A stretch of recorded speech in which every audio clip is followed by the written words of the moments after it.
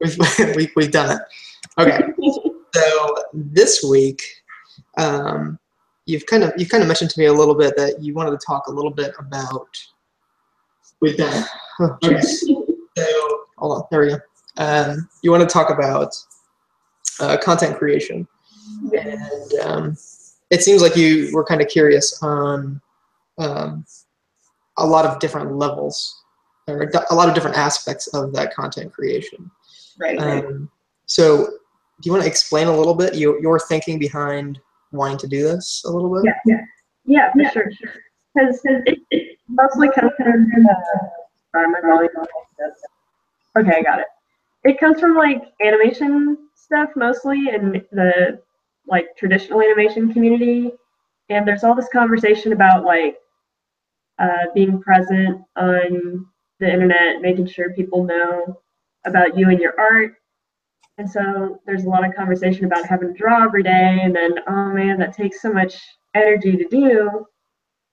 And from what I've seen on Twitter lately, people are going back and forth about, well, maybe there isn't one like hard and fast rule for like putting your stuff out there, and it depends on each person. So like maybe somebody can do really well with like being really stringent and drawing every day and having a schedule. Maybe some other people just need to experiment in their own way and just be, and then like maybe once a week or whatever. But it doesn't always have to be like one strict thing. And so taking that into motion graphics, it's like you see a lot of people talking about Dribble and like posting a lot of stuff on Dribble, and that's how they got noticed. Other people like Chris Do, they have their Futures channel, so they're always posting all these different videos about different subjects. And so I was just curious from your perspective about, because I know with Dwelly, you're always making a consistent output of content, and just getting to know like what's your point of view on all that stuff. How did you set it up? How did you figure out your own method of putting out what you do? Yeah. So I'll kind of go in a little bit of background, and you kind of ask more specific questions. The big thing for me was I noticed a lot of the same things you did, where there's a lot of people that get these giant followings of people. Like there's people on Instagram that have like 1 million followers. And they're posting stuff every single day. And a lot of people are posting different kind of stuff. The big ones on Instagram that I noticed are more of like the inspiration type accounts that aren't necessarily like them, but they're like kind of the middleman for posting things for people. Right. And I kind of mixed feelings about those things, but for me it was kind of a way to, well, there's a lot of different kind of content that I put out there, and each one of them has a different purpose. And I would say that anybody that's looking to do kind of content creation or content marketing, that should also be the case. I guess I could start with Instagram. What I do is I post more like behind the scenes type of the work, like there's a lot of them lately that are just kind of like me taking a photo of the monitor because I don't feel like saving it out and then exporting it and then doing all that stuff. It's kind of more raw and I guess authentic that way, where it's like, you want to see the color palette that I'm working with? Like, here it is. And I do that because Instagram is, everybody that keeps following me on Instagram is designers, animators. It's not so much my, the audience that gives me business. It's the audience that gives the thumbs ups and which, I mean, that stuff, it still means something, and that's why I do it. If it didn't, I wouldn't do any of that stuff. And then whenever it comes to stuff like YouTube, so a lot of that stuff is me talking directly to the camera, and a lot of that is because I really want to give people that face-to-face meeting without actually meeting them. So it's, it's kind of skipping that first step of introducing myself to people and introducing ideas that I have that others might be able to kind of connect with in a lot more of a personal way. Yeah. And it is weird because not necessarily a video company, but you kind of have to figure out all these things. And I felt like I had to do it at a certain quality, a certain level of quality before I was comfortable with starting to post these things. What I actually started doing with that was writing posts. I started writing about 2 years ago. I guess it'll be 2 years in September. And at first I was like, okay, I'm just gonna do once a month, just written articles. I had no idea what I was doing at the time. I was just, seeing a lot of other people writing posts and becoming this viral hit, Yeah. And, going into it, I wasn't necessarily thinking like, oh, let's make something that goes viral. Kind of a little rant on that real quick is that I feel like most people see stuff like that and they're like, man, I want to create something that goes viral to like 1 billion people. Mm-hmm. And a lot of people feel like that's the only way you can be successful at this stuff. Yeah. And I think that's a huge problem. Like, you can't predict what becomes explosive at all. Like, all the things that have become viral, you look back and there's not really anything that connects them all. They just exploded somehow. So there's no way, like, if you go and try to replicate it, like, I know there are some companies that specialize it and maybe they figured out the answer, but in general, for us normal people, it's like you can't go and do like step 1 for becoming viral. Like, that doesn't happen. It's not authentic. Yeah, that would be it. Everything that becomes viral is authentic in some way, and you can't just like formulate it and make it happen. So there's this thing that Mark Cuban says. Do you know who Mark Cuban is? He's business. Yeah, Shark Tank. He says that, pretty sure it's him anyway. He says that you can make $1 million company based on skill, but if you have $1 billion company, it was complete luck. Mm-hmm. He's like, saying that's such a crazy level that like 0.00001% of businesses get to. That there is a bit of luck involved in it, and I feel that way about like making any sort of content that goes viral as well, because a lot of it is just stuff that's out of your control, Definitely. But the quality needs to be there. That's the one constant throughout all viral content is it's usually of good quality, unless it's South Park, and then it's not so much, but it's intentional. They're an outlier. Yeah, a couple here and there. So for me, it was getting back to what we're talking about with.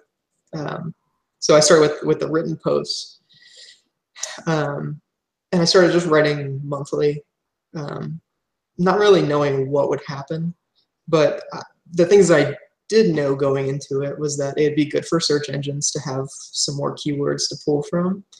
Yeah. So that's all tying into SEO, right? Yeah, absolutely. And that's, if that's the minimum that I did, then I felt like that's still pretty good. So I started with just doing with monthly posts, and after I can't remember exactly how long it was, maybe 6 months to a year, I started looking at the analytics and starting to notice like, okay, I'm getting a lot more people from search engines. Like I was not trying to rank high in Google. I'm just trying to write about the things that I cared about, the things that interested me, the things that I'm learning about at the time. And that's still to this day, what the content that goes out is usually stuff that I just learned myself, something that I've, just got a grasp on, and I just want to share with other people. So it's interesting in a way because, it's uncomfortable when you go on camera and you start talking about stuff that you just learned, and people could call you out because there's probably something that you're missing. But I'm okay with that. For me, it's really about just putting stuff out there, because there's people that are just, there's always a person that's learning at a level that you were at previously.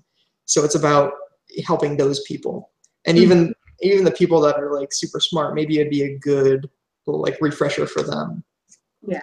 So a lot of that content that I've been putting out is usually for my target audience, which is business owners. So it's people that don't have a good grasp on marketing or animation or video, and would kind of need a little bit of help whenever it comes to that stuff. So all of the content that I create is actually for that audience. But the most response that I actually get, though, is from people just like myself or you, which people that are in animation, people that are trying to start their own companies. And that's cool too. Like it's still pretty rewarding to get messages from people and hear about like how they never thought of something a certain way, and you kind of help them learn something. It's pretty cool.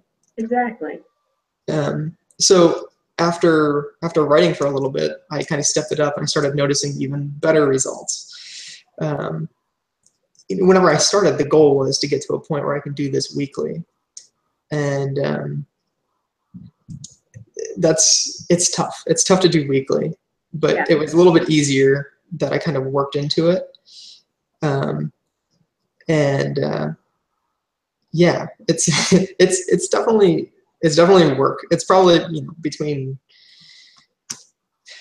5 and 8 hours a week, just writing, shooting, editing those videos that I release every week. Right. And none of them have gone viral, and that's totally cool with me. I think at most I have like 120 views on a video, and between like 30 and 120, I think my senior film had the most views of anything I've ever gotten, and it's still like 1,000 people, and I feel so like, oh my god, that's so much. Even though in the grand scheme of the internet, that's like baby numbers, but I still feel really proud of that. But as far as like things going viral, and we can't control that, but we can control like how consistent we are with our output. And yeah, you're talking about all the effort that goes into it.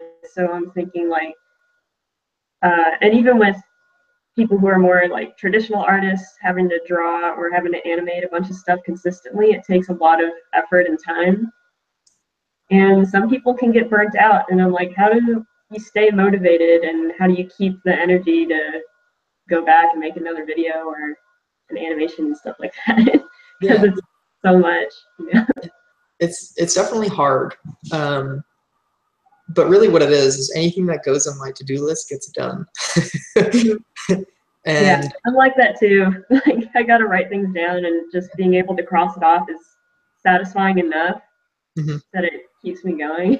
If it's on the list, I'm like, I want to put the line on it. That's what I always tell people about like going to the gym. They're like, how do you stay motivated enough to go to the gym on a regular basis?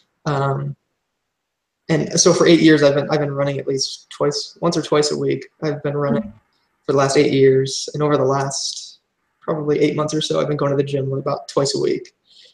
And everyone keeps on asking me like, how do you do that consistently? I'm like, I get in the car.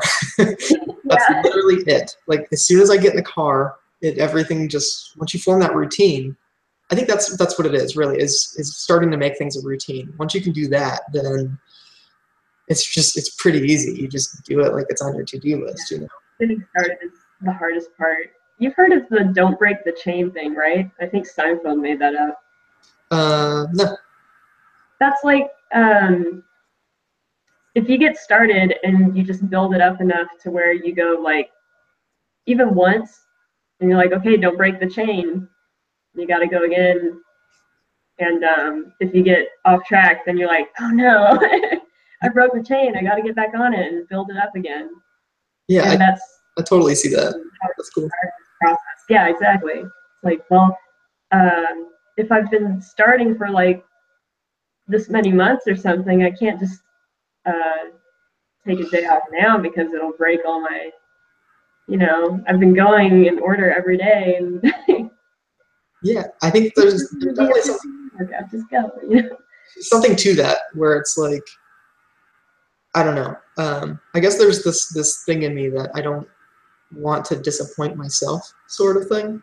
Mhm. where it's like, hey, anything that I legit start going towards, I make sure that I keep going with it. Yeah. Because I just feel really bad whenever I stop doing things. Mhm. So one of the things that I did for my New Year's resolution this year um, was I put out a post like probably a week before the new year, and I said like every single year I don't know, for I don't know, the last 5, 6, 7 years, I have a New Year's resolution, and I've met every single one of them, most of them before July. Mhm. Um, That's awesome. and I was like, okay, what I want to do this year is try to help other people do that. So I had a post go out, and I was like, all right, if you have a New Year's resolution and you want someone to hold you to it, um, like just send me a message and tell me exactly what your goal is. And then every single week for 52 weeks on Monday, I'll send you a message and ask you what your progress has been. Mhm. The catch is that if they don't have any progress, if they did not make any progress for 7 days, then they're out. Mhm. I don't send them messages anymore. I mean, I encourage them to keep on going with it, because even 51 out of 52 weeks of progress is amazing. Yeah. So it's like it's pretty much gonna happen at some point. But like it's pretty awesome just listening to people talk about this, like how difficult it really is making progress every single week. But one, you have that accountability of like somebody else, and I think that's a big thing. So that's when it gets a little bit easier, when you have like 100,000, 200,000 followers on something. Yeah, and they're like, "Where's my new video?" Those people are your accountability Yeah. partners. But it's also really cool to see. Um, so I'm never the judge of what progress is. So people are always like asking me questions, like in this group, and they're like, "Well, is this progress?" I'm like, "Do you feel like you made progress?" Yeah. It's really that simple. And progress can be, I mean, yeah, you're going to take vacation, so it's tough to go to the gym every single week. And most of the people in the group, that's their thing, is they're trying to work out more. Um, and whenever they take vacations, I'm like, well, that's fine. You don't have a gym, but how else can you make progress? And they're like, I think I'm going to like redo my plan, like remake my workout plan and kind of figure out different things and try to look at what I'm eating a little bit better. And it's Yeah. like, you made progress that week without actually going to the gym. Like, just little stuff like that is still progress. Yeah. Anyway, that's a bit of a rant. It's also back into what we're talking about for sure. It's like we're creatures of habit. So if you're even like nothing, even with the draw every day thing, for example, it doesn't have to be like a full-fledged finished illustration. It can just be like a doodle, just getting the hand going. And that's it, totally. So last summer, I did the 100-day project, which you know what it is, but for everybody else, it's basically every day for 100 days, you make something along a certain theme or style or whatever it is. A lot of people will do things like writing or painting or just a design or maybe even a logo or something. And the year before, I saw people doing it, and I was like, man, like that's ridiculous. That's so hard to do 100 days in a row mm-hmm. of anything, like I don't know. And that idea, I kept on kind of making excuses for myself. I was like, well, I'm married, I have 2 kids, I run a company. Like I can't do that. There's no way in hell that I would be able to do 100 days in a row. But there's something in me that really loves a good challenge. And I knew that as soon as I started it, I would finish it. But the scary part was, this is really something you want to do. Like for 100 days, like this is on the to-do list. Commitment. It is. It's a huge commitment. But I decided to do it. And what I did was, so I wanted to get better at doing hand-drawn animation and telling little stories. So I was like, okay, I want to put those 2 things together. I want to tell a little story in a looping, hand-drawn animated GIF. Um, and I was really excited until I did the first one. The first one took me like 2 or 3 hours, and I was like, damn it. Like that was Yeah. that's a good chunk of my day. Yeah. Like one of the things I You have to do it for 99 more days. exactly. It's like, okay, well, I generally, work 8 or 9 hours a day. And after that, it's family time. So it's like, so that's where the challenge is. That's why most people don't do this kind of stuff with families, because they believe it has to eat away at that time. Well, I let it eat away at at the time I spent on doing client work. And really it was like, okay, well, instead of like cold calling or doing any of that kind of bullshit, it was, let's spend it actually making stuff and see what happens. Mm-hmm. So first day was like 2 or 3 hours, and I was like, I don't know why I chose to animate at 24 frames per second. Yeah. Like I should have done like 8 frames per second, because that would have less time. But I was like, you know what? I started this. I have to finish it. So the first week was really me trying to figure out ways to spend less time doing things. And eventually I got into a rhythm where we're starting to take about an hour, hour and a half every single day, maybe even 2 hours. But so in general, I wake up with our kids, and then at 8 o'clock I start working. Sometimes they wake up at like 5:30, and sometimes they wake up at 8. Yeah.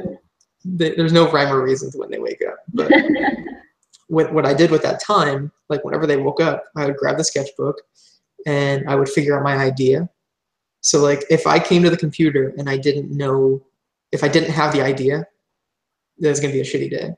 Yeah. Like that's just what it was. So I had to go fast. So what I would do at night, I would start writing ideas.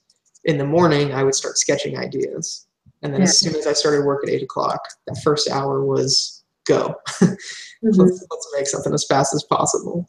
And definitely got a lot faster and probably better at doing hand-drawn animation. But it was really just the commitment and I don't know, just the curiosity that kind of got me through that whole thing. But no, I think that process is really good too, because I find that it's hardest for me to try to practice drawing and have a good time with it if there's no purpose behind it. Like if I'm just like, okay, I should probably draw, and then I'd just be sitting there with a blank page and be like I could draw anything right now and it's just not gonna look like anything because I have nothing in here. yeah. But coming up with ideas isn't necessarily difficult, but if I just try to dive in immediately, I'm not like, there's this one famous Korean illustrator, Kim Jong-ji or something, and he's like one of the master people because he can just take an ink brush and go. And he has such an imagination. He like everything that comes out of his brush is just magnificent. But he's one in a billion. People are like, he's better than Da Vinci probably. He's rare.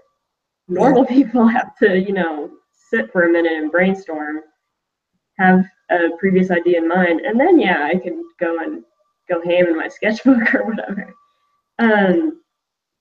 So coming up with ideas for different things to make a GIF out of or to make a video out of. Is there any special thing with the ideation process that you've learned, or where do some of the ideas come from? Because that's another thing, you have to be consistent in the brainstorming, which is kind of a muscle that needs to be exercised too. Yeah, so for the 100-day project that I did, at first I just started probably the first 50 days or so. It was just things that I was just interested in.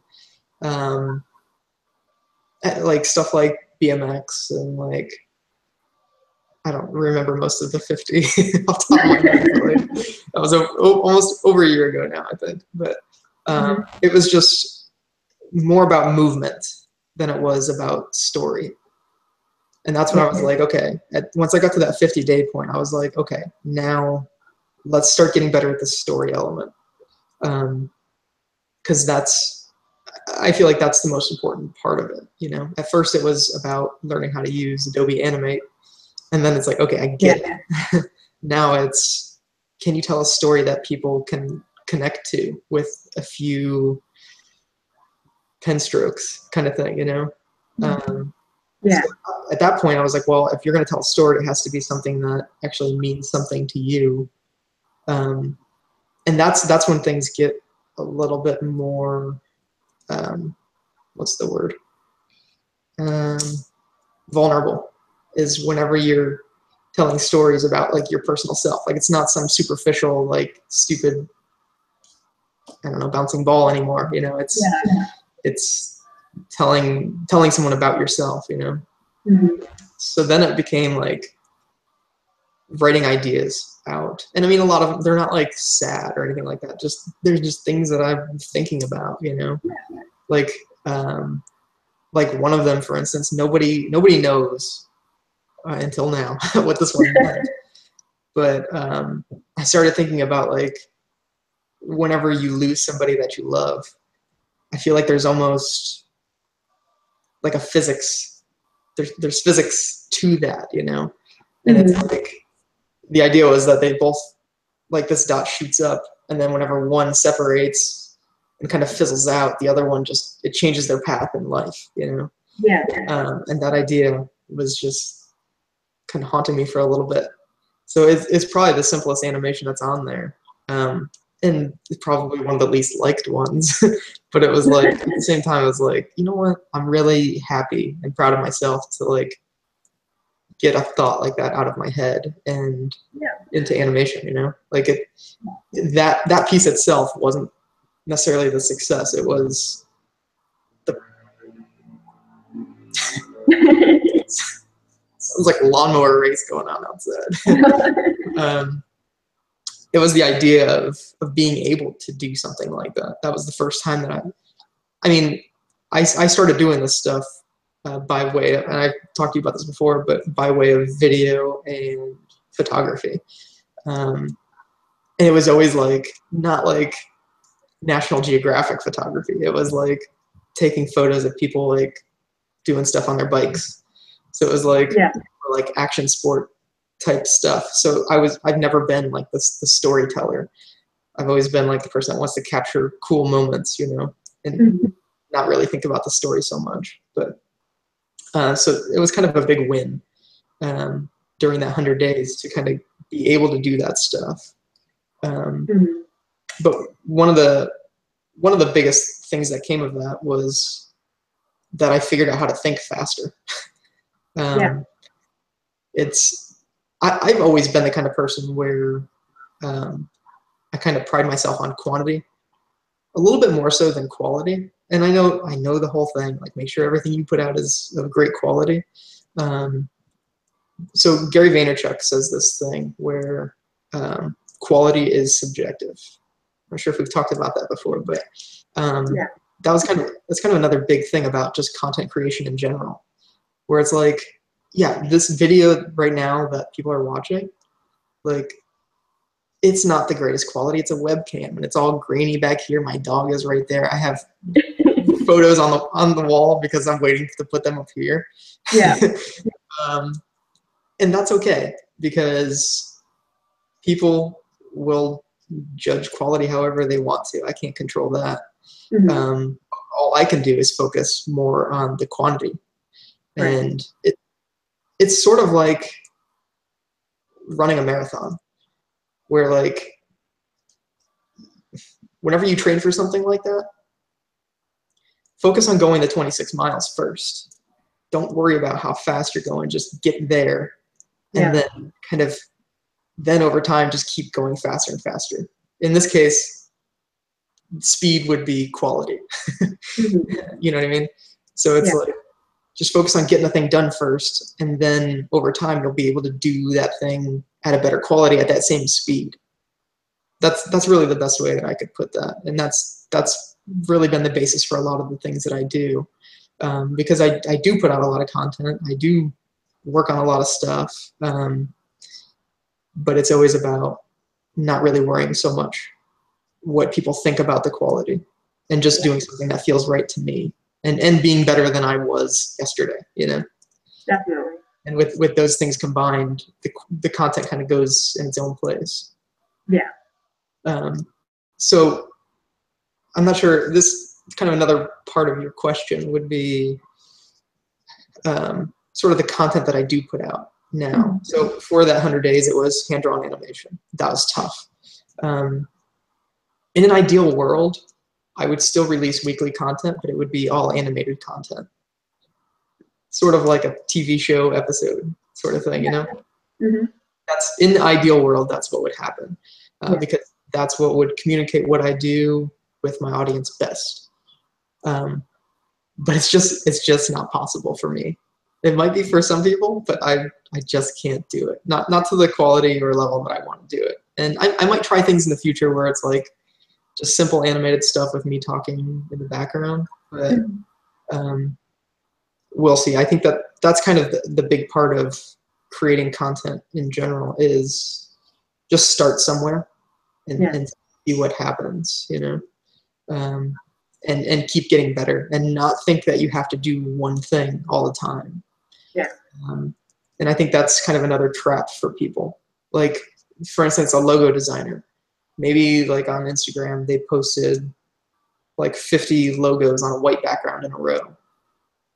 Like, well, what if you figure out that a white background isn't the best thing, like for people to view it? Or what if like a bright pink background would get more likes?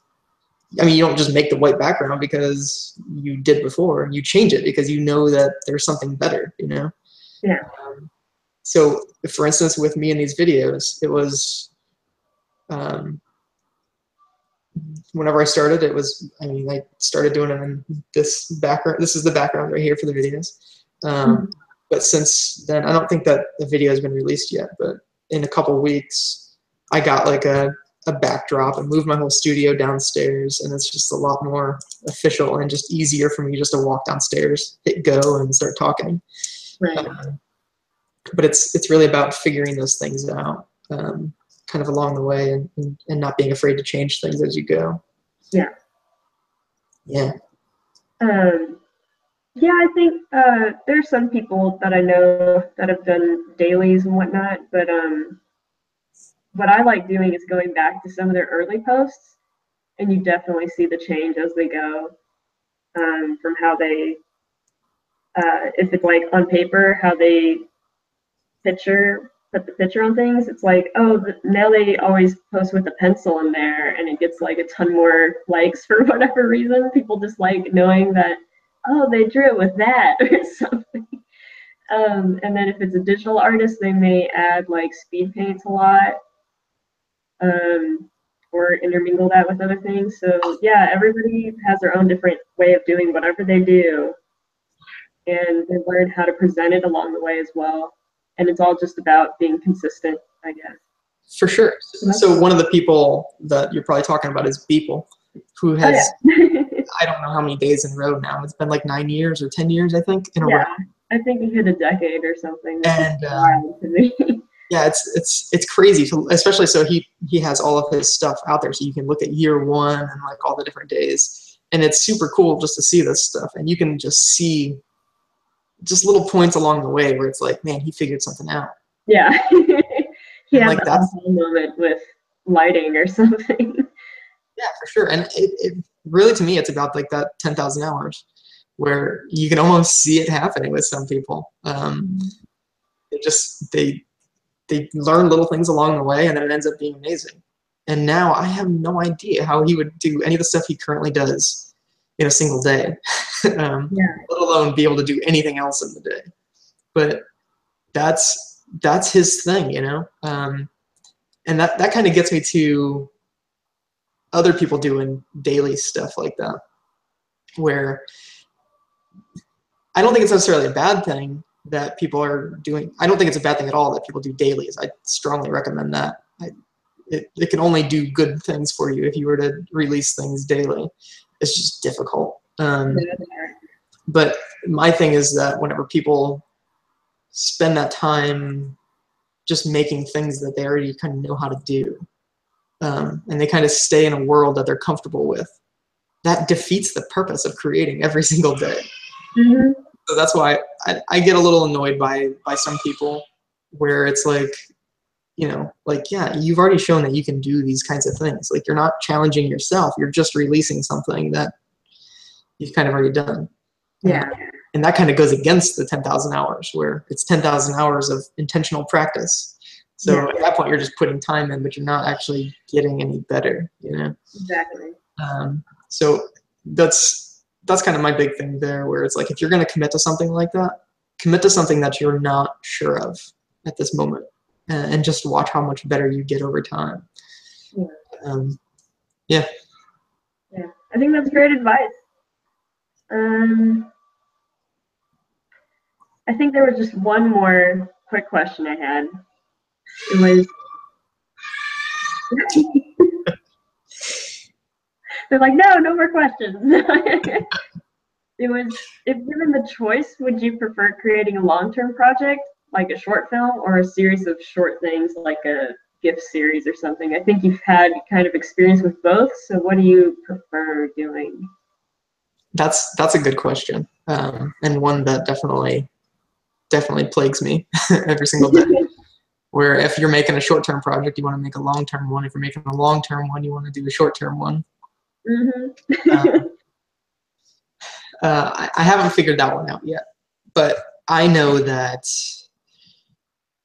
in an ideal world, what I do for a living is make short films for people. That's really what I want to do. I don't want to make ads. I want to tell stories, and I want it to help them grow their business. That's really what I'm trying to get towards. And yeah, and it's so in that aspect, I love short films, stuff between 1 and 6 minutes long. Something that really lets you, what, time aside, really what I want is just for people to feel something in however long it takes. Because I think that's what really makes a difference in the work I do for other people, the results that they see. It makes a difference there, and it makes a difference because that's what I want. I want people to feel something. I would much rather have that than people say, "Oh, that looks cool." Like, yeah, that's cool, but it's like going into like like an action movie, and you're like, "Wow, this is amazing! Like, special effects are super sweet." Yeah. But then you walk out and you don't remember anything about that movie ever again until it's like. Yeah, exactly. And I come out and I'm like, I'd be okay with never seeing that ever again. Like, that was fun, but I'm like, I wouldn't voluntarily go to watch this again, though. And it's the opposite though with movies that have a little bit more drama in them, or just something that tells a better story. I guess it doesn't even necessarily have to have drama. Like, think of like Lego Movie, where it's like, it is a good movie, a good story, but then at the end there, the story is just different, Yeah, they drive it home at the very end. It's like, this is the best part, And it just, that's the kind of stuff, when you can make people feel something, that's what makes people remember things. Yeah. And I think that most people either haven't figured that out yet, or they just choose to ignore it altogether when it comes to advertising. So what I really try to do is, that's my goal for everything, no matter the length of the content, is to make people feel something. It doesn't always happen. I would say maybe 50% of the time I get that reaction that I was actually hoping for. But that's kind of part of the learning process, really. It's, if I can tell that story in a short amount of time, like little GIFs, then I choose that. If I need something a little bit longer format, then I choose that. Now, as far as what I prefer to make, it's really satisfying some days to just make something for no reason and just put it out on Instagram and be done with it. What I think is that there needs to be a balance between the two. And one of the compromises that I've tried to make is to do the long format stuff, short film type stuff, but show progress and process throughout the entire thing. So then it's almost like I'm working on mini projects, to get to the final. But even still, you're still working on like the same design style and same stuff like that. So it's definitely harder to do long format stuff, but I think that the reward is greater. Yeah. One of the things that I tell people that are making a demo reel, because I get that all the time, or they're asking for advice on their demo reel. Yeah. They're like, what do you look for exactly? I'm like everybody wants to do it. I think it depends on so much. Yeah, for sure. And for me, it's like you can have all the little like clips of like cool things happening here and there, and that's what like a lot of people do, and a lot of people, paste to music, whatever. My biggest thing is you make the demo reel to get kind of awareness of who you are, right? Mm-hmm. If your demo reel looks the same as everybody else's, it doesn't really help you get remembered, Yeah. And the work is different, but is it? That's kind of my whole thing where I was asked this question in front of a giant class of 100 plus students, and the teacher was like, well, what would you like to see in a demo reel? And I'm like, honestly, I would rather not see a demo reel. I would rather see a short film. That's me personally. I'm not going to say that's the industry advice, but I think a short film shows a lot more than a demo reel can. Like anybody can kind of edit little clips of what they've done together. But if you make a short film, it shows all the things that the demo reel shows, except a lot more. Because I personally, since I value storytelling so much, I want to see storytelling. And really, demo reels are action movies, right? Where you're just like, oh, cool, but then you're done with them. If you look at the stuff, look at the stuff that almost everybody likes on Vimeo, and you're going to see a lot more short films than demo reels. I would think, anyway. I know that's the case for me, anyway, where I make out of 700, 800 likes on Vimeo, I would say maybe there's 3 or 4 demo reels on there. But they're on there because they're not ordinary demo reels. Yeah. So that's kind of one way that I kind of think about that. Yeah. Yeah, I agree. And I think demo reels definitely have their purpose. And for editing and whatnot, it's like a good snapshot of kind of what you do. But I have the same reaction. I think a lot of people in the motion graphics community are also having the same conversation about like, are demo reels really necessary? And because when I think of people like animators that I've gone and looked at their Vimeo channel, it's the same thing. Like I'll look at their reel of somebody that I know has made short films before, and it's really cool to see how they edit their body of work together. But my favorite parts are always like the full thing. Like I never think of like what's the part that inspired me the most. It was that film that I can't get out of my head. And their demo reel is like, well, if I ever need to make one for employment purposes or something, I could look at that for reference and see how they did it. But it's their actual completed projects that really like affect me. Sure. So, That's totally. I'm definitely not saying that like demo reels are like a waste. I mean, there's one on Zwelly's site right now. Exactly. But what I do believe is that I don't agree with like the long demo reel. Like they're meant to be short. No. Yeah. I won't make one over a minute long.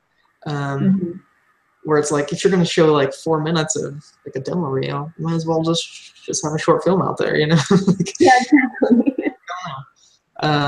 So really for me what it was like, well, let's make something that works well with Instagram, and Instagram is less than 60 seconds. So it's like, okay, well, that's what it needs to be then. But yeah, they definitely have their place. But I feel like I think that a short film is more effective if you're looking for a job, or I guess that's it. That's why you make demo reels, right? Exactly. Cool. Well, other than that, I don't think I have any more questions, but if there's anything you had more to say on the subject, so the one thing that I was going to say was sort of the types of content. So I kind of started getting into it a little bit, where I was saying about like creating content for different mediums and for different accounts, and have a purpose with each one of them. And I think that that's so important, where it's like, know who your audience is at certain points, and create the kind of content that they are into. For people like you, that's in motion graphics, it would be trying to create more of that kind of content or something about that kind of content. For people like me, it's trying to kind of relate to that different target audience a little bit more and kind of create content for them. For business owners, stuff like that, obviously, if you're a business owner and you have like a technology company or something like that, creating an animation every single week isn't a possibility. Maybe even doing a studio video isn't even a possibility every day. But the biggest thing is that video is super important. And just putting anything out is good. Just showing that you're a real person, I think, is one of the most effective marketing solutions that, again, people just kind of skip out on. There's a ton of companies out there doing really well when it comes to video marketing, where they literally just pull their phone out and will just start talking about their day. And like, obviously you don't want to talk about like stupid stuff that nobody cares about, but like interesting stuff. Like if you are the CEO of a company, like what are the challenges that you're currently going through? Like stuff like that, like being honest about stuff like that would really connect with people. And that's kind of the goal of like vlogging and video marketing is really kind of getting that content out there and connecting with real people. Yeah. You know, that reminded me of when I go to look at a studio's website, for example, and they don't have like a team page where I could see the actual like icons of people. And I know that's such like a small detail, but it really turns me off when I don't know who's there. I'm like, so, because to me it's like, do you value the human time and skill that it takes to make what you do? And when they don't, if it's something humongous like Google, obviously you're not going to have like a bunch of people. But even like if it's a boutique studio and they don't have a page that shows where, like, who's there, I'm like, oh, doesn't give me a good feeling. I agree, and it's not just it's that way for everybody. Like everybody that goes to a site like that, those are the I mean, people connect most with humans more so than words, or I don't know, like you can only write so much bullshit on your about page. But really what it comes down to is, especially if you do business to business, is that people want to see your face. They want to know who they're working with. I think that's one of the most underrated things when it comes to marketing from business to business. Business to customer, it's not as big of a thing. It's really just, how can your product help me? But whenever you're selling directly to a person, it's, you know, get in front of that person any way you possibly can. The best case would be to have a coffee meeting or a lunch meeting, but that's not possible. You can't have like a billion meetings across the country, you know? So the next best thing is with video and just doing short videos at the minimum, really. And so one of the people that I follow and I've been on their show is with Whipster, which is like a video, it's like a client to like studio to client like interface to like critique work and stuff. And they started a show, and one of the biggest things they talk about every single episode is everybody's a media company. Where that's where we're at right now, is that everybody needs to be a media company to stay relevant, and to, I guess, just not die. Gotta stay relevant. For sure. So, yeah. Anything else? No, I think that's it. That's a good note to end on. Great. All right. Well, it's been fun, everybody. We'll probably do this again next week. around the same time. Routines. We'll see. Yeah. All right. Okay. Bye, everybody. Bye.